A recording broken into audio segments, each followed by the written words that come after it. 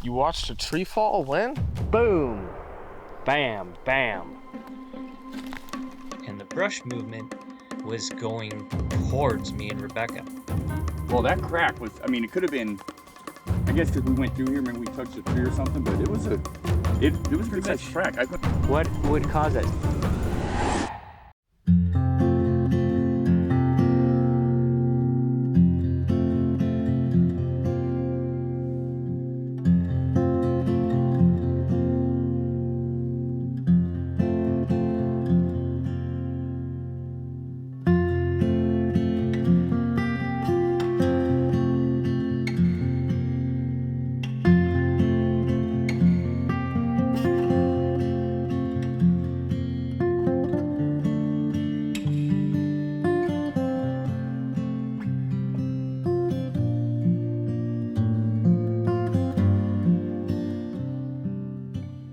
For nearly a decade, the members of the Olympic Project have been studying what they believe to be Sasquatch nests.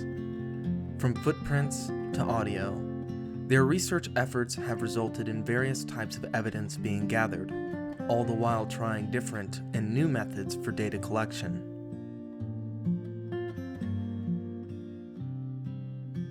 I visited the nest area in 2023 with OP members Shane Corson, Chris Spencer, and Rebecca Slick, and as we began the process of moving from one campsite to another, I was introduced to one of their methods of data collection. So should we start taking stuff down? Yeah, I'm gonna go grab my camera, and then we can... Where's your camera? Should I film you? If you want, it's back side of this hill. It's not too far, just down here. And then there's a trail, so I don't think we're gonna run into anything. Here, I'll go with you. Up to you.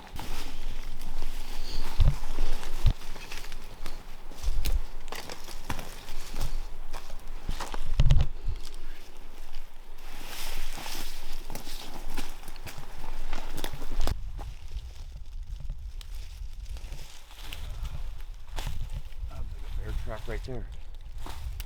Oh, point it out. Oh yeah, just not much to look at, just a heavy, until a bear stepped in here, and there was another one here which I slid on. Heavily used little game trail here, up to the blacktail and elk and stuff, but that's most definitely a little boo-boo. As you can see, the path Shane and I were taking was extremely steep, a common feature in the nest area. What the Olympic Project refers to as the nest area is a much greater swath of land than the immediate vicinity of the many nests found. Instead, the nest area is a network of connected ravines and steep and heavily forested gullies.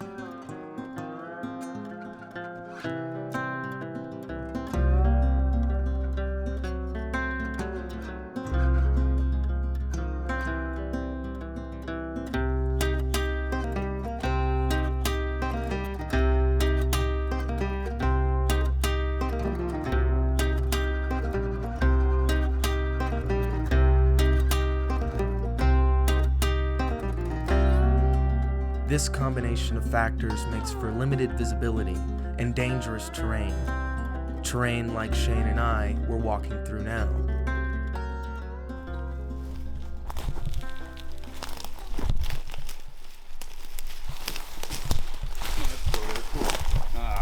Kind of sucks though. But no bear took it out. Yeah, see, that sucks. It's probably dead.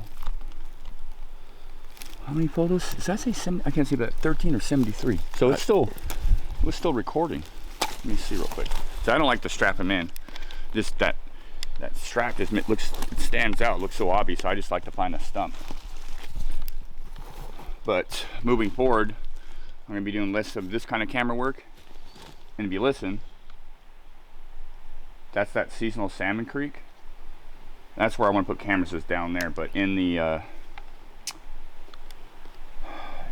spring, it gets pretty hard because all the foliage, devil's club gets so prevalent. It's hard to find a good spot to put a camera down there. But the water is where I want to put it near. It covers up smell, covers up sound.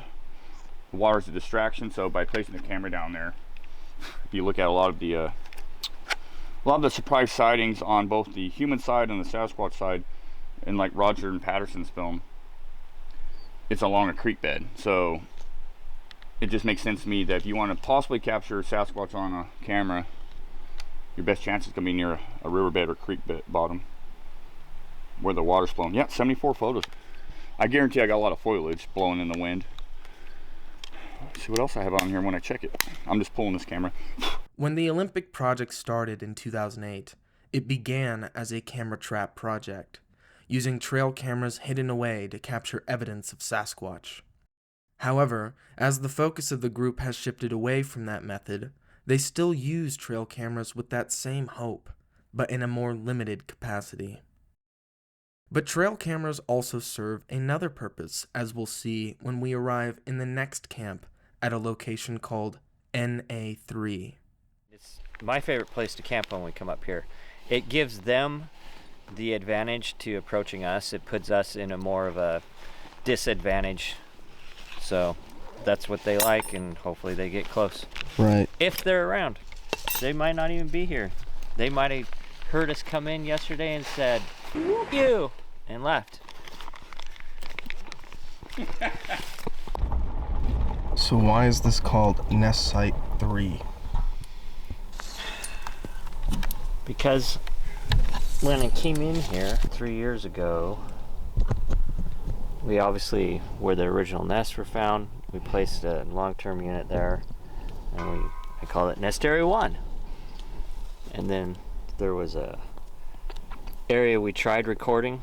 Actually, when we did the filming of Discovery, we went up to that area, and that was Nest Area 2. But I never recorded anything there, so I just pulled that unit. Everything was further this direction. And then we put a recorder out here, and obviously, Nest Area 3.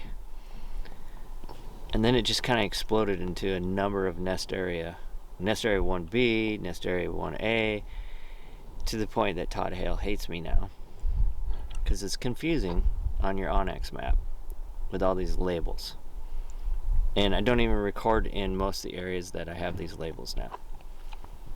There was actually a Nest Area 4 back that direction. Once again, it proved fruitless. Everything was happening down here by this particular ravine and the ravine that is about 200 yards that way. You have the main ravine coming this way, and then this ravine runs into it. But they found the nest in 2020 back on this ravine. At the end, this road dead ends, and then there's a trail that goes down to a finger, just like over there, and that's where they walked in on one building a nest. So you call them nest areas, but that doesn't necessarily mean nests have been found here. Correct. It's just because the nests that were found in 2015, it's just, that's why I call it the nest area. It could easily have been, you know, hardcore coursing area or something of that nature, but yeah. So Jokes aside, we quickly established camp and then headed out into the bush to check on more trail cameras that Chris and Rebecca had set out. What's going on? Am I crushing anything? He's found some impressions. Do you think it's bear or something else? oh no, you got crush here, crush there, crush there. You see it? Do you want us to go in a different way so we can check But them out? something's been moving through here frequently. It's just at this angle. I saw this, and there.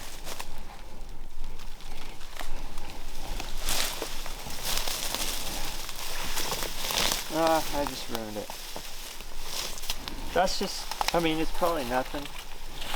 But something's been walking through here. Oh, yeah, it's flattened down up here. Yeah, I bet you a bear's been sleeping right there. The last time I was in here, Actually, those are probably deer beds right there. There's a bed there. See that, how the ferns are there? fresh down over here too. Yeah. That's fresh, so that's probably deer beds right there. There's a really big bear that Shane got on camera back here. I think last time we were up in July, we found a big pile of bear poop.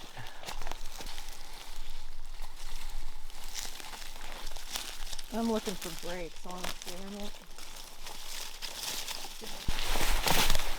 Oh. Ugh. You silk blazing for us? I got a cobweb in the beard. These ones are not quite ripe yet. I got a couple that weren't too bad back there. What's cool about these?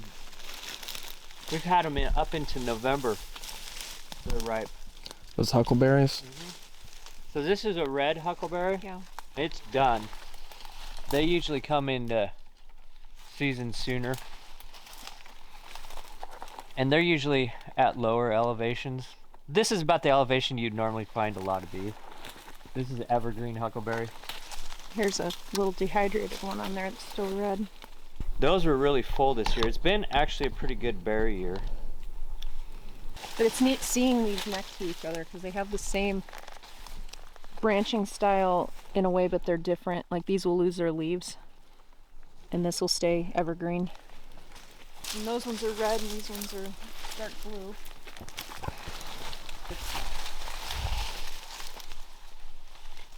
Okay, this is what I was looking for. This one's still growing, but we'll find these little twists. I don't know if you can see it. Twist. Right on the end. They're Right just there. kind of twisted, like something kind of just popped it a little bit. This one, it wasn't complete, so it's still staying green. That one died. You were looking for these twists, why? We will find these sometimes in an area that we go in consistently. And it's almost like something came through where we've put new cameras and everything and it's just kind of marked. We don't know. This We're another not one? sure what it means. Yeah, that's an older one. It's hard to tell when they're just little. Some of the bigger ones are really interesting because there's no branches that have come down and Well, what and would knocked cause? it down. What would twist something? That's the thing. It's not something that other animals do. I mean, they can break something when they're going through, but we're finding it at higher.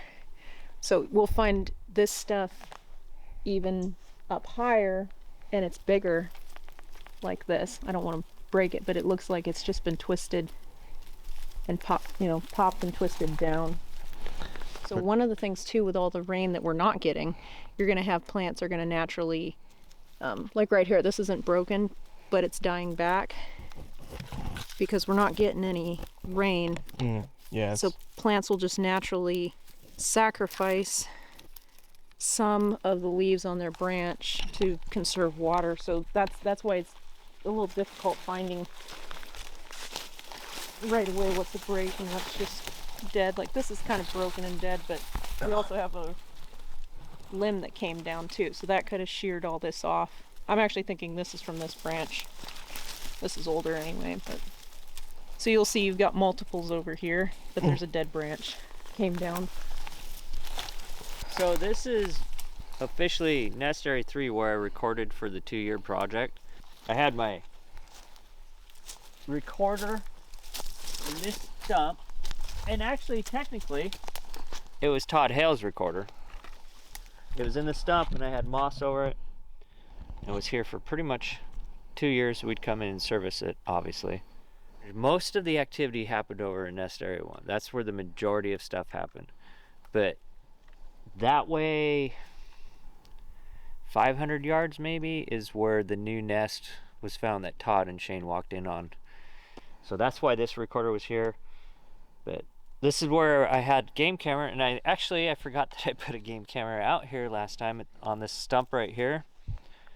I had a game camera right here where this bear would walk by every week for months on end, and then the minute I changed the batteries in it, he came by and walked straight to the camera and picked it up and chewed it up. Oh, dang. But I'm a glutton for punishment, and I totally forgot, but back in June I placed a new one in the same spot basically. And this is a kind of cool spot because obviously I got the bear here multiple times, lots of coyote, lots of deer, and I actually got a bobcat 3 or 4 times on it right here. And then Rebecca got a bobcat. She's gonna put cameras out now. I'm pulling this because I forgot it was even there. But she got a cool shot of a coyote that kind of sits down on a log right in front of her camera. She's got bobcat too, I think. While obviously the hope of setting up trail cameras is to capture video evidence of Sasquatch, they are useful tools in learning about the other animals that share the environment. From small to large, these animals live in the nest area, and trail cameras provide a window into moments that may never be seen in person.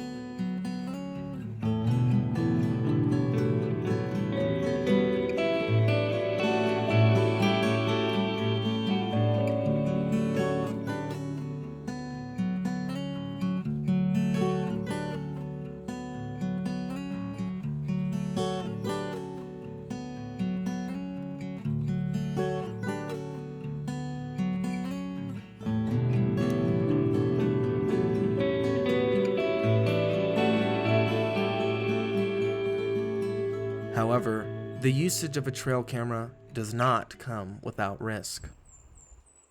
So this is the catwalk game cam area, and just came down to service it and noticed that it's been opened. I have yet to check and see if the SD card is in it. I don't know if an animal messed with it or if a person was in here. I don't see anything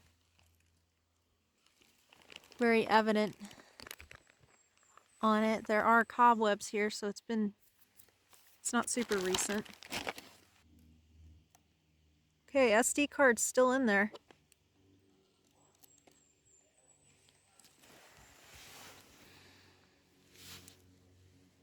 And it's still on.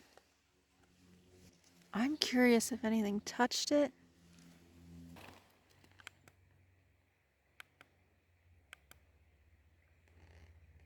Oh, it's a bear.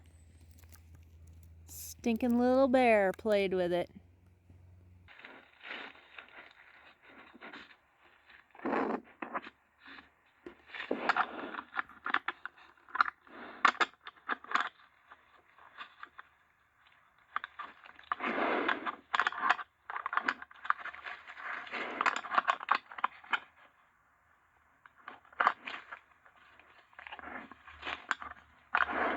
While this camera remained where Rebecca had put it, not all trail cameras are so lucky.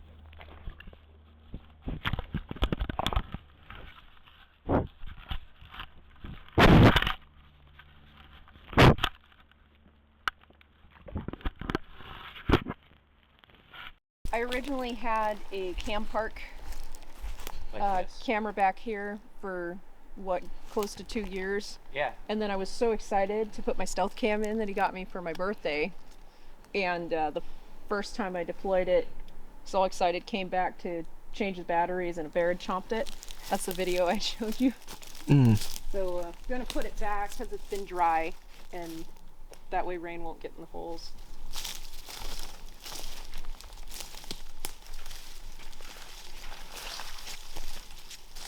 It's Camp Park. It's $40 on Amazon. Takes good video, takes good photographs. They're cheap. And if a bear chomps it, it's not as big a deal as if it's $100 and some odd camera. But I've got a number of these. They last pretty long. All the ones that I have are still working except for the ones that have been eaten by bears. Just left the strap here because I fed it through under the dirt. Man, it's so dry in here.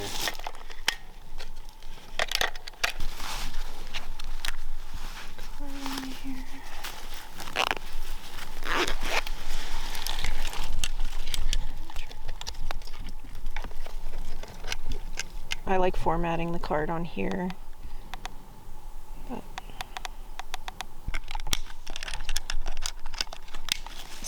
this works.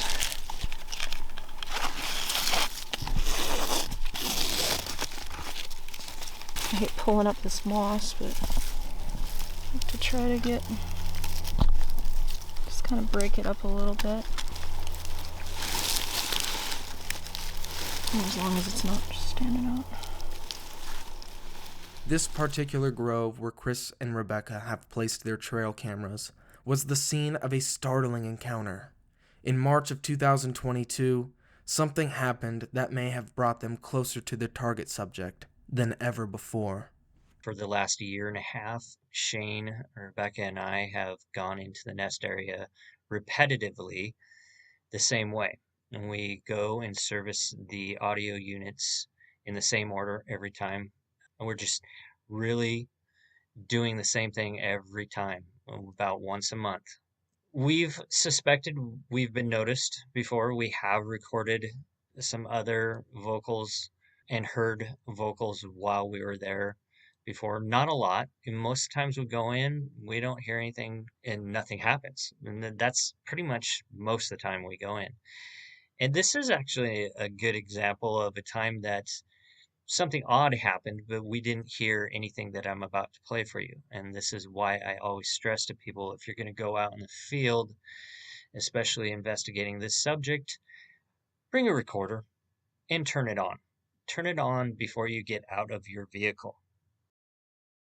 We went into the area and Rebecca was servicing her game cameras and I was servicing the LTR, long-term recording unit. And Shane decided to peel off and go set up another game camera in a different area on our back trail. Where are you putting a camera? I'm going to go down here towards that. You know that? Okay. There's a stump down there I put them on before. While he was gone, he got back towards where the rig was, and he was only 150, 200 yards from us, so he could actually hear me and Rebecca talking. Rebecca was excited. She had a bobcat, I believe, on her game camera that she was telling me about. And from his position, he couldn't see us because the huckleberry is about 9 feet tall in this area, but he could hear us. But what he also heard was some large brush movement. And the brush movement, the huckleberry movement, was going towards me and Rebecca. He tried to call me on his cell phone. I didn't answer because my cell phone was on airplane mode. So the battery wouldn't die, looking for a signal that it normally doesn't have.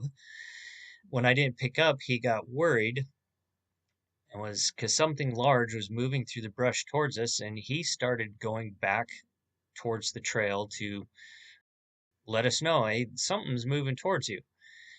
In the meantime, I didn't hear any of this. Rebecca had heard the brush movement.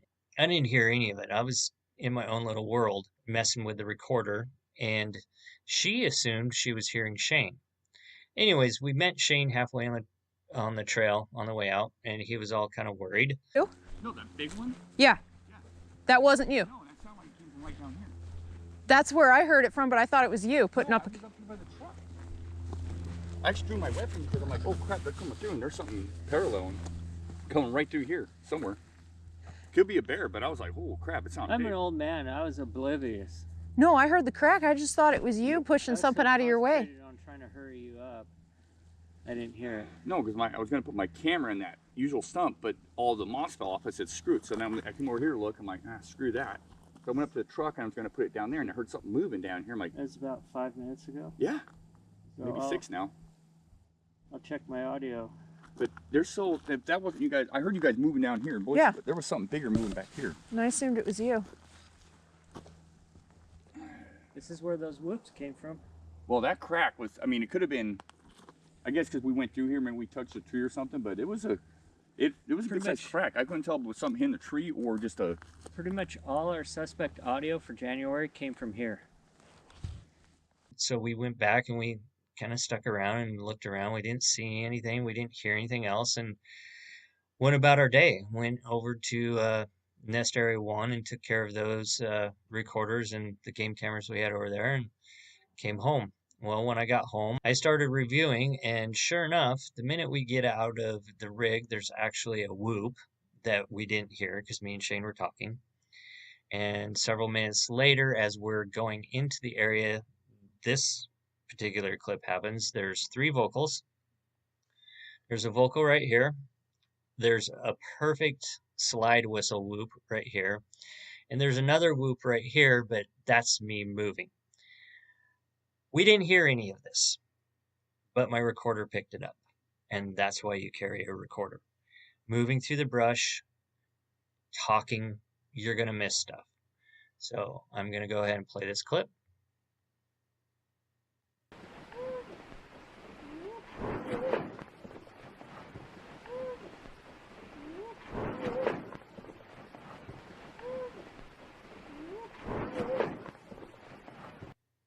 Like I said, we didn't hear any of this, and that's why you always carry a recorder on your person.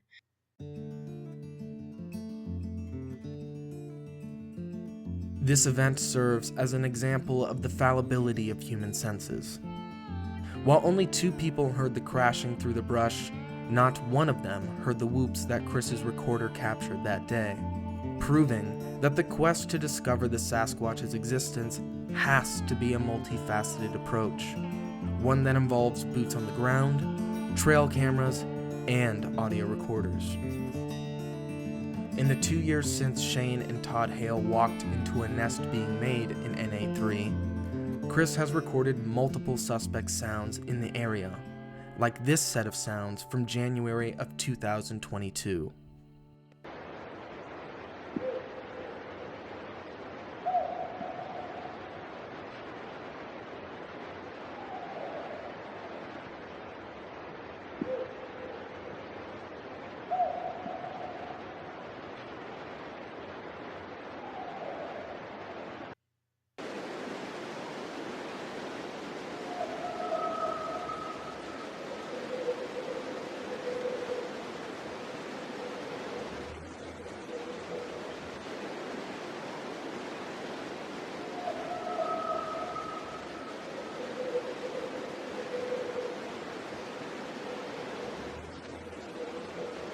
The audio captured at NA3, in combination with the audio presented in the previous episode, paints a compelling picture of a Sasquatch that moves from ravine to ravine in search of food within the greater nest area. A track find in November of 2021 in an area called NA4 helps to more concretely define this image. Okay, check this out. This is right on the side of the road where all these huckleberry breaks are. And this is 17 inches. I'm gonna scan it. We just took pictures with a tape, but it's massive. And it's stomped down about 3 inches in that mud. So we found an impression over this way where there's a bunch of huckleberry breaks, and it's also 17 inches. Have you measured these over here? This one, yeah. There's impressions over here. How long are those? About the same, about 17. Again, we got impressions over here, huckleberry breaks, 17 inches. The 17-inch track seen here in Todd's 3D scan was several inches deep in an area surrounded by broken huckleberry branches. Okay, so the guys are coming through here, but they didn't do this. So we have broken huckleberry on both sides of the road. Like I would say, we can't say it's Bigfoot, but it's either human or Bigfoot. Isn't bear ungulate behavior.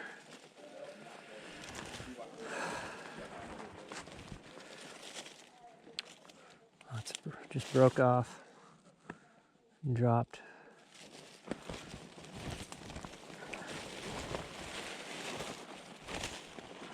This stuff wasn't here last week, so this is new. Broke, pulled, broke. You know, and this is the material the nests were made out of. Obviously, this is not being transported anywhere, but everything's just broke, and it's not necessarily dropped right where the branch is broken, but in the general area, like it was held for a while. Okay, so here's one that's broken. And for whatever reason, wasn't taken. That almost looks like it was ripped out of the ground. Broke off.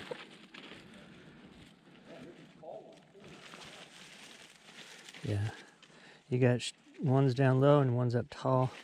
It's like a troop came through here, possibly. Here's another incomplete break. I can't focus with a GoPro like I can other ones. Just twist it around. You got this big one right here. Yeah, that is not something. I mean, look how high up it is. Look, the tops of those are all broke off. Those are over 6 foot up, 6.5 feet up. Look at that big one up there. That one's broke off. That's like 7 foot up right there. That's just doesn't make sense. A human's not doing that. I don't see a human walking in this anyways. Okay, so this one's broken. That's about my height. I'd say about 5 foot. The realization of what these breaks could imply is caught on the Olympic Project's cameras. Interesting to note that even though they're all kind of broken down about the same height, they're not really going after the rhododendrons. So if they were clearing these just so that they had a clear view, they would probably also be taking down the rhododendrons, but it seems like they're going solely after the huckleberry. Look at the trail. Look at it, it's littered with huckleberry. Just looking at the trail. Yeah. You don't even have to, they're stripping the berries off it. Dude, look at this. Look at this, beautiful berries. Yep. Just like that. Just grab the branch, put your mouth on it. Just like that. That's what they're doing. And all of these branches that have been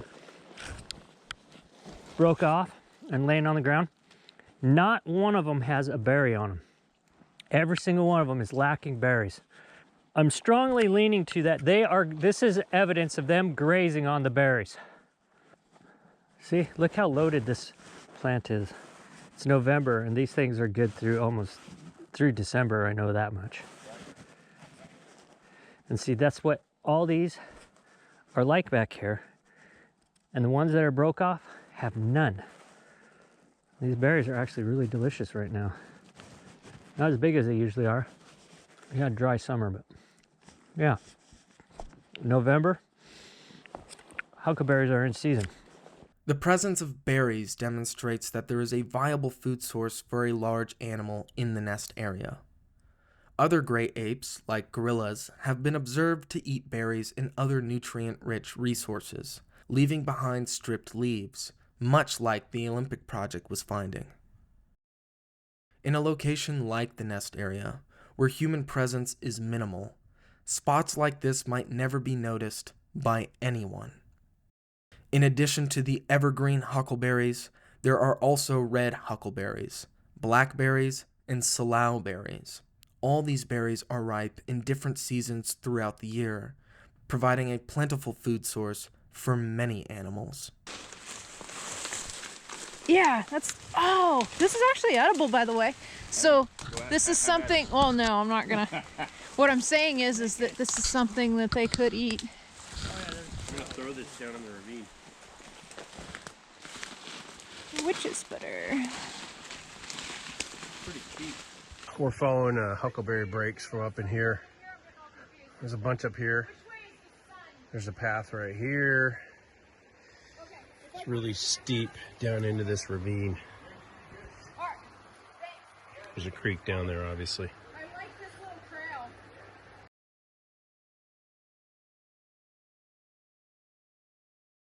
Obviously, an animal the size of a Sasquatch could not subsist off of berries alone, probably needing a more protein-rich food source, something exactly like what the streams in the nest area contain.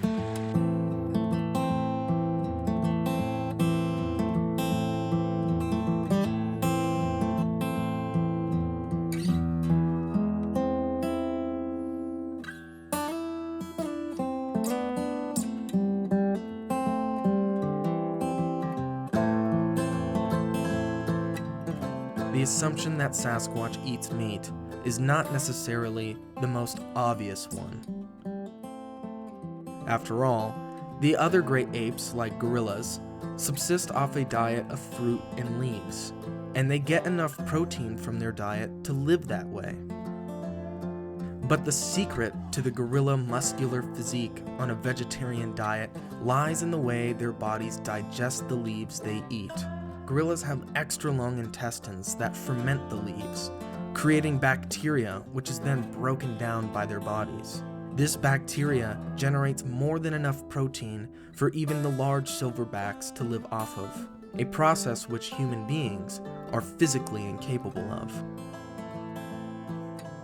Most other great apes subsist off mostly vegetarian diets as well, although some orangutans and chimpanzees have been observed to hunt monkeys and eat them.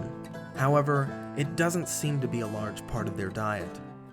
The Sasquatch's dietary habits remains mostly in the speculative realm of whether they have a gut that can ferment leaves, or if they need to get their protein externally.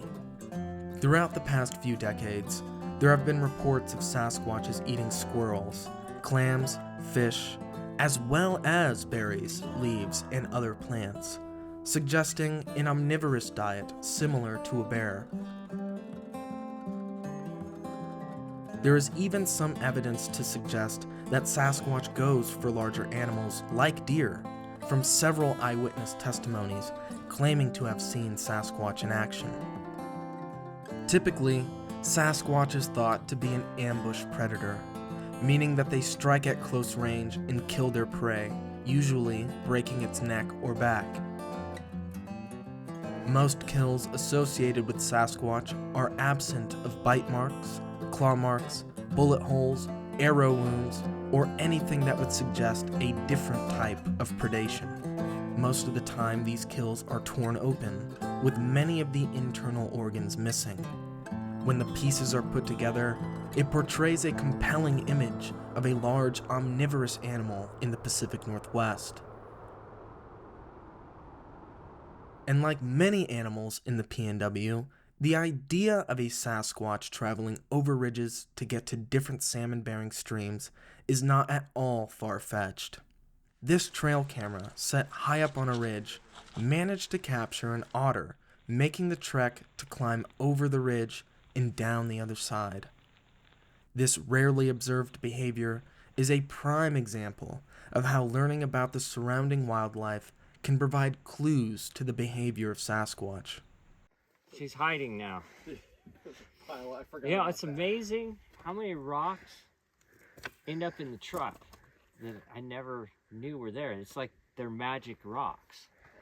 I saw that rock. I was like, "What's?" Oh, she put she put another rock in the truck. That's what the subject is. Okay. Who likes collecting rocks? You do?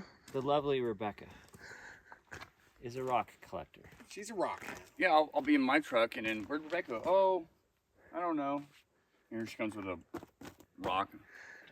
Not small rocks. No, and sometimes they're big rocks. One time, we were hiking down It's like the Flintstones. in the valley, the blast zone valley of Mount St. Helens, and it's a 3-4 mile hike down, and then you got to go straight uphill. It's a 3 mile hike straight uphill. It's not hard, but you're worn out when you're done. We're down there, and she's eyeballing this rock about this big. And I look at her, I go, I'm not packing that, and you're not bringing that out of the valley. And she just gave me this look, and she packed it by herself out of the valley just to spite me. Yeah, there's also a collection of rocks from this area, from several other research areas in the backyard. Nice. It's kind of cool, though, because we go back to, oh, yeah, that's from that camp out. You remember that camp out? She remembers it better than I do. Do you like collecting rocks? Well, he just talked about rocks. He didn't talk about pine cones and You all collect kinds of things. There's a I couple like stuff from rocks in nature. my bedroom right now with moss on them that she mists ever so often from her Alaskan trip. Oh, yeah? Yeah, she's got Alaskan moss and rocks So you got lichen, moss. in my bedroom. It's like Rainforest Cafe, baby. So, like, this is one of the recording units. It's a Olympus DM720. It has a time record function. I have, like, the one I carry is another Olympus. They get good quality audio.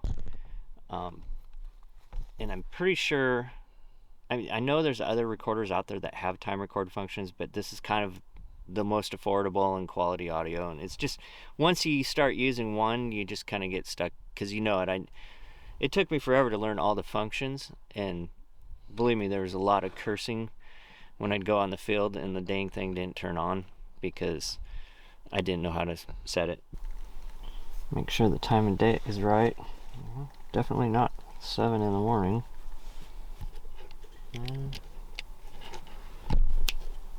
Mics are working.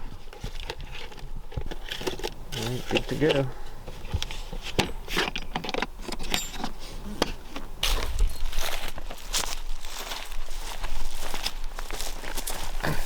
Back in March, it was March. I was sitting at the campfire in my chair looking this way. And see this old tree doing this back here. And then it crashes to the ground. Oh, jeez. Me and Shane found it. There was nothing around it. I mean, it's just kind of odd. Kind of tripped me out. I was all by myself. I was about to eat a grilled cheese sandwich. And that's kind of a thing. Tree falls. Yes, some of them are probably perfectly natural, but pretty sure some of them are pushovers.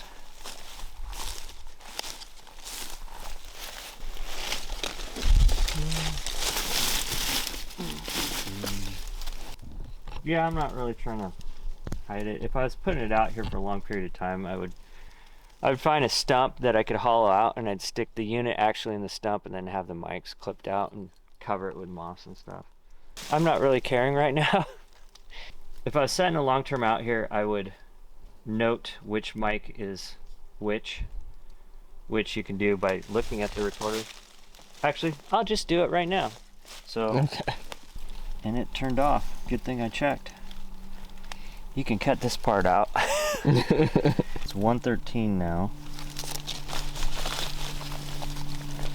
And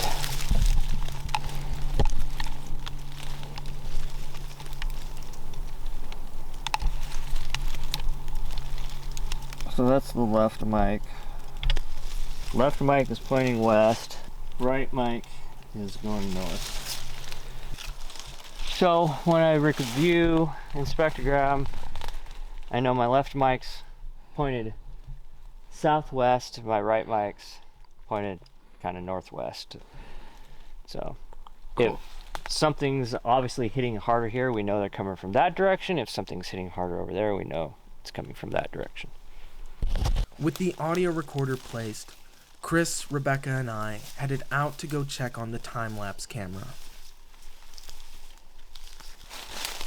Yeah, bears recently dug on this stuff right here. See, that's been dug into within the last couple weeks. So that's bear. Let's point out, this is natural. This happens in storms, but there's a lot of that gets called Bigfoot activity a lot, where it falls. Big branches and sticks stuck in the ground. See, these are all cottonwood and alder.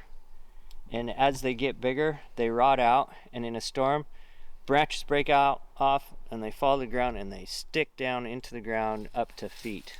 And yeah.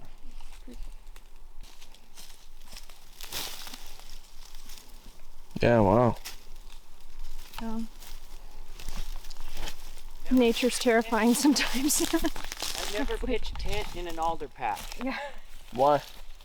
Because if the wind picks up, you're likely to wake up with a tree on top of you. Alder and cottonwood are notorious for falling down. I'm not an expert on the trees, but a lot of times after a company logs an area, anywhere where there's like marshes, like you could go on Google Earth, if you want to find marshes, look for deciduous tree patches. You'll see patches of deciduous trees among the conifers. Well, there's going to be a freshwater spring there or a marsh, because cottonwoods and alders suck a lot of water. They're always going to be growing next to marshes. And this area is usually really marshy. Alders will grow pretty easily in a newly logged area too. Yeah, a lot of They're times kinda- you'll see tons of alders along logging roads and such. Gonna grow like weeds, but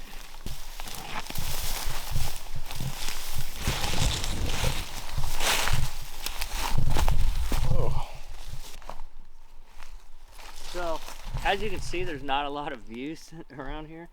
This is one view where I had kind of, this little side ravine runs down into the main ravine, so I put this time-lapse, it's a Dosen camera running down this way.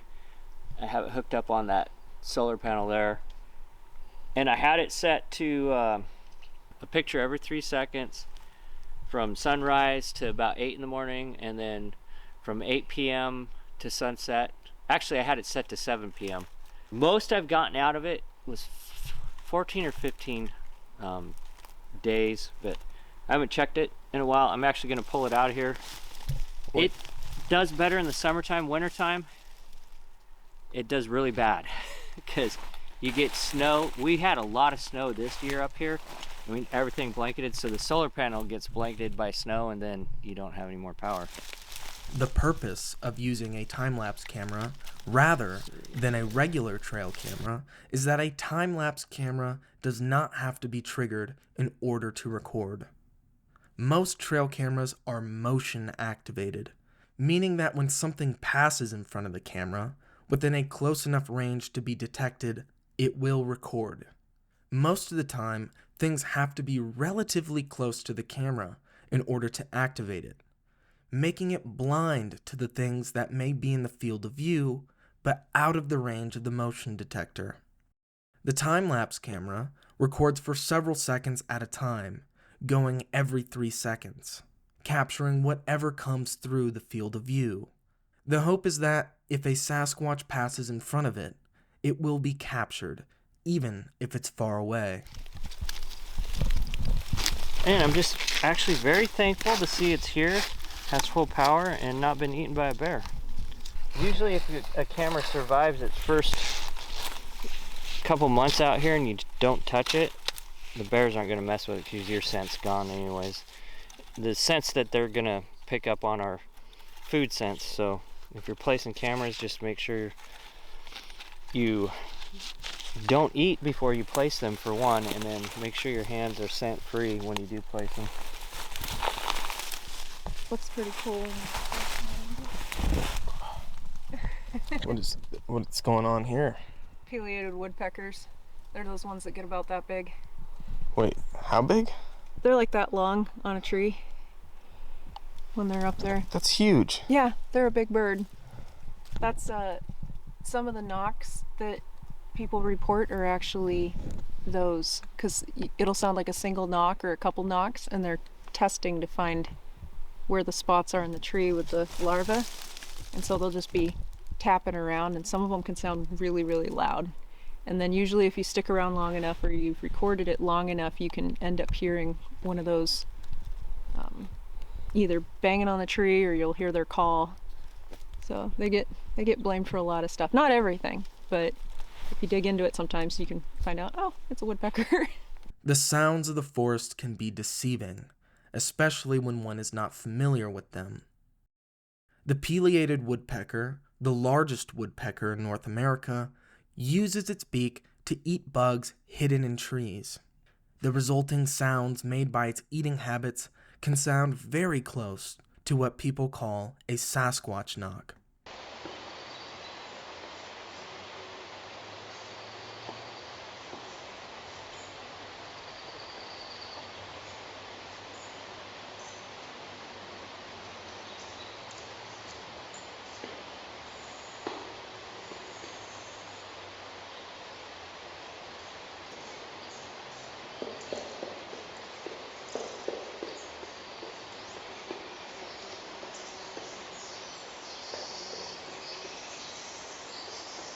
However, when compared to a genuine Sasquatch knock, the difference is audible.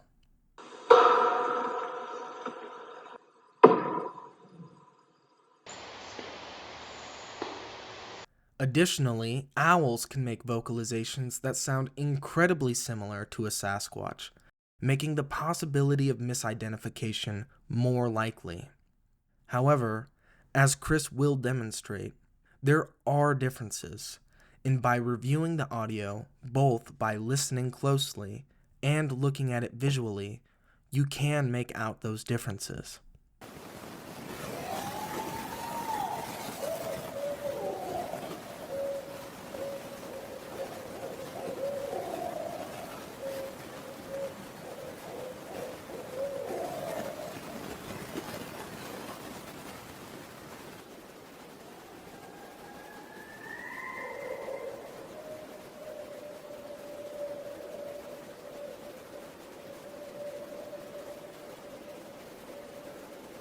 Now this is a clip, and I've talked about it before, in March while servicing audio in Nest Area 3, where actually this particular owl vocalization came from the same area. But I wanted to just show you the comparison. So this is the fundamental, and you can see it's starting down low in the 300s, and it's only peaking just below 500 hertz. Your hertz are over here. And I know I say hertz don't matter, but in this case it does. This is the barred owl. It's starting out up in the 700s, and it's peaking up to 1,000. This is the barred owl scream, and you notice how long the barred owl scream is and how flat this is. So it's shaped different. It has a similar look, and if you're not familiar with it and you haven't seen a lot of it, I can totally get how someone would think it might be a Bigfoot if it's distant, especially if they don't do this other vocal, and that happens a lot. And so I'm not blaming anybody. That's why I'm showing it to you, and I'm hopefully helping some people out here. But I'll go ahead and play this, and you'll hear a definite difference in tone and pitch and what it actually sounds like.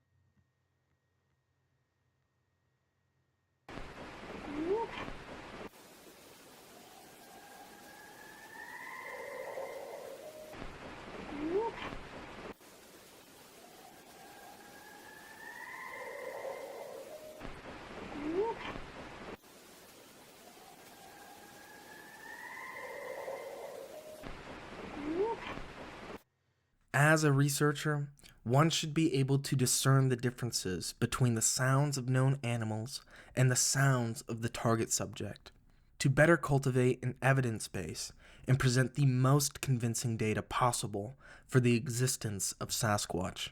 Oh, here it is. With the time-lapse camera in hand, Chris, Rebecca, and I trekked back to camp.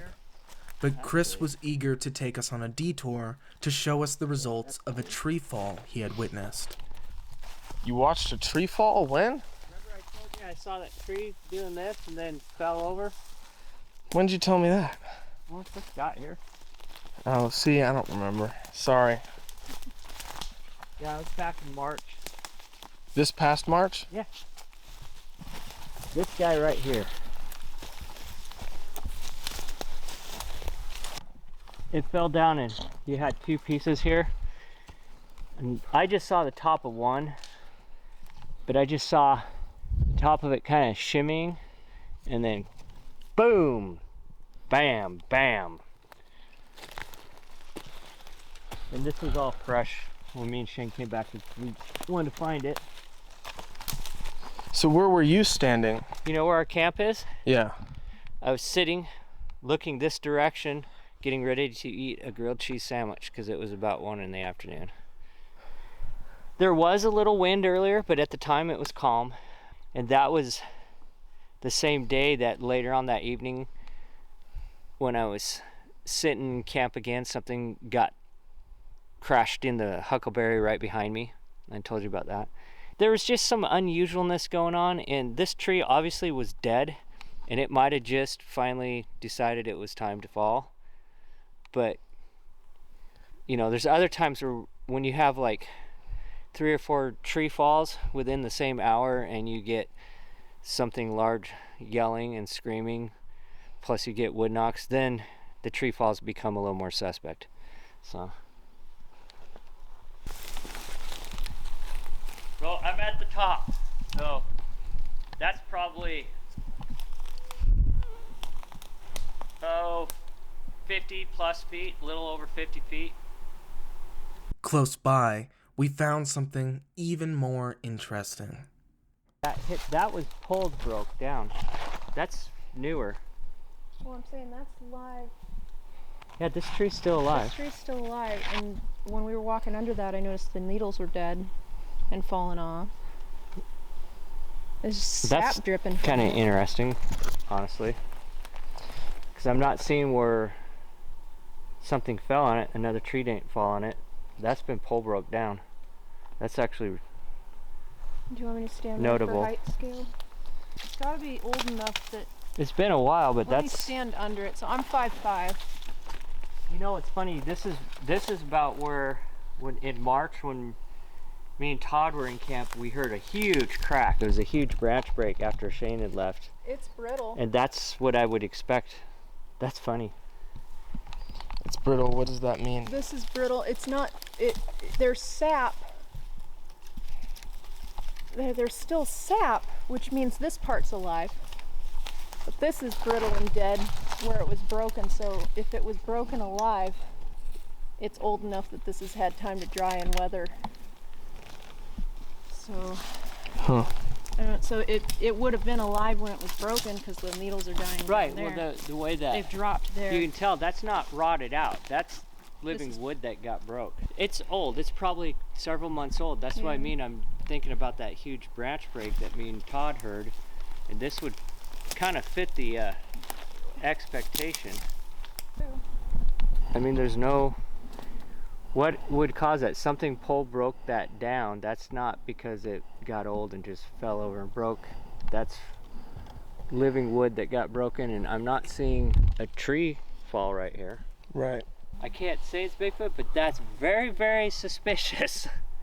Sorry for repeating myself, but you can tell by looking at the inside of it, that's not rotted wood. When this was broken, this was alive. Or not very, because that's what live wood does. It splinters like that. That's like a stress tear as opposed to just breaking off from being dead. Cool.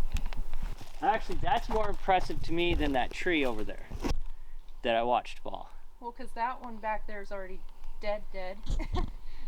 Something with force broke that, and that's, I don't have my tape, but I have. That's not a branch one of us could just break. Yeah, just right Probably below right it. about there. Yeah. Come around your way so you can. So it's an 8.5 circumference.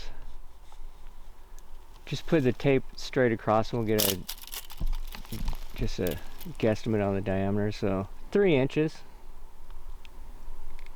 The significance of the tree breaks and possibly a tree pushdown may indicate that Sasquatch engages in territorial displays, either as a way to mark their territory or to intimidate unwelcome visitors away from it, a trait common amongst the great apes. It is important to learn about the natural world and try to figure out how Sasquatch might fit in it. In the following episode, we'll be taking a look at other similarities between the Sasquatch and the great apes, as well as delving into more of the reasons why the Olympic Project does what they do, and exploring whether fear is something that holds them back, or if their desire for answers pushes them further along the road to discovery.